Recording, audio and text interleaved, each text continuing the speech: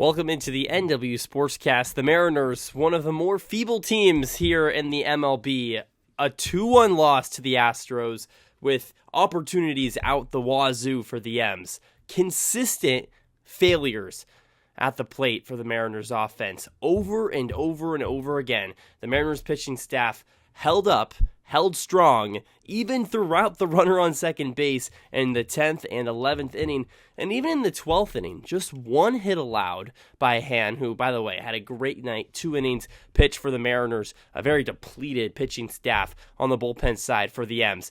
And still, the incompetency of this Mariners lineup is unfathomable. I mean, it really is. And you can't blame the guys. You blame it back to the winter. How Jerry DiPoto got no one of real value. You had Solano at first base today. A, is Solano a first baseman? No, he's more of a third baseman. B, Solano should not be on this team. And the fact he gives up the error that ends up costing the Mariners the game.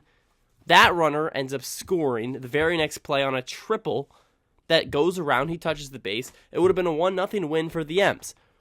Unfortunate, but it's also like you put your hands up in the air and say, what else do you want this team to do? I mean, they're just not that good. They're not that good. This offense is not good enough to make the playoffs. I mean, it isn't. You look at this team from a talent perspective. I love Dylan Moore.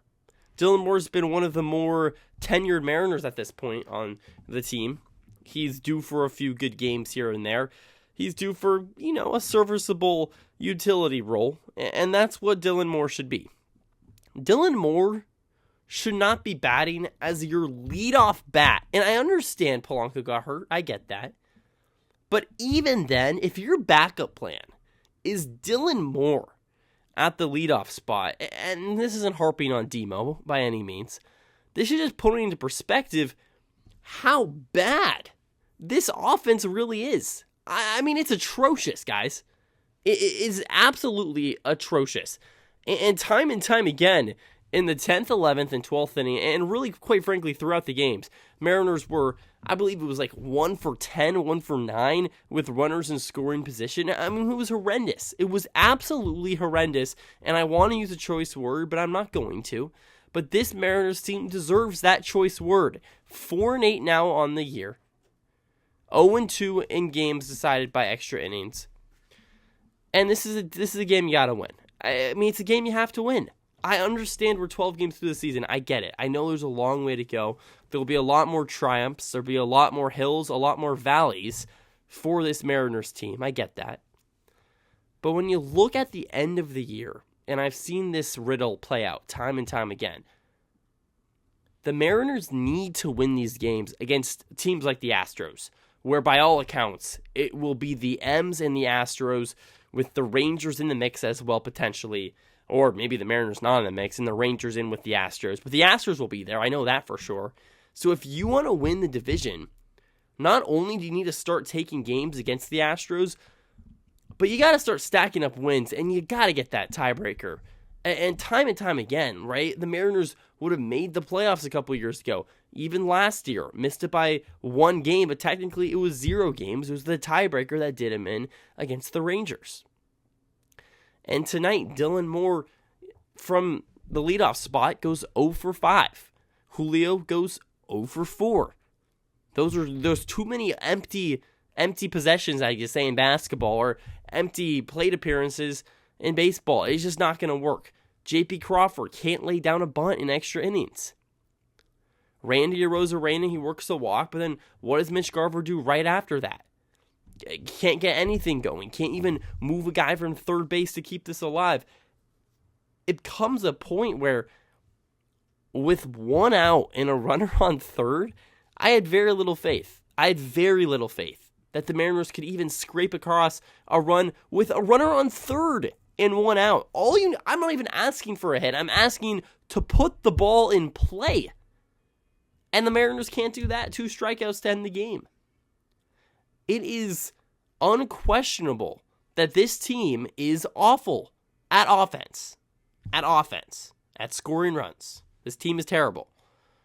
And it's going to be hard. It's going to be consistently difficult for this Mariners team to win ball games. Going to be consistently difficult. Over the last 4 games, the Mariners lose 4-1 to the Giants, 5-4 to the Giants. They win 4-3 over the Astros, and tonight they lose 2-1. I mean, I don't have to do the math, but 4 plus 4 plus 1 plus 1. That's 10 runs. Over 4 games, you're averaging 2.5 runs a night over the last 4. And if you get rid of a couple outliers like that 9-run performance against the Giants, which, by the way, you still lost, the Mariners are averaging a touch over 2 runs a game, maybe. I don't have the exact math, but that's also what it feels like. It feels like this team is the exact same as last year, and it's because they are. It's because this Mariners team is the same. It's the same players. You know, substitute Mastrobuoni for, I guess tonight, we had Canzone back in the lineup, but, you get rid of a few mid-bats here, you add a few mid-bats, it's all the same, guys. It's all the same. This Mariners team isn't good enough. I'm going to get off my soapbox, my, soap opera, as you say, but, yeah, it's just tough to see a way forward with this team that, once again, has started the season slow. And has happened over the last few seasons where the Mariners have not gotten off on the right foot. And it's bitten them in the butt down the stretch. And it seemingly is going to do the same thing this year. The Mariners, got to start winning some ball games. And I'm not going to put it on Julio. I'm not.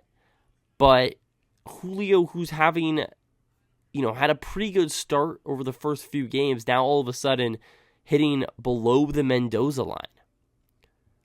So, look, I get it. I understand that you can't put everything on one guy, but when you look at who you need to go to get offense, production, and you have guys like Dylan Moore hitting leadoff, 0 for